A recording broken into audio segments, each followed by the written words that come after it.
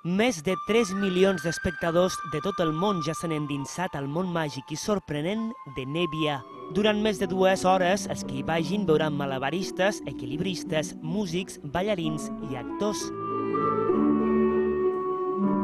Sí, té tots els elements per ser un circ, però no ho és del tot perquè aquí es vol anar més lluny.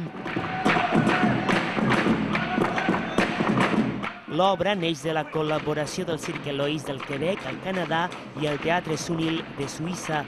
Ja duen 3.000 actuacions, premis internacionals i 3 nominacions a Broadway.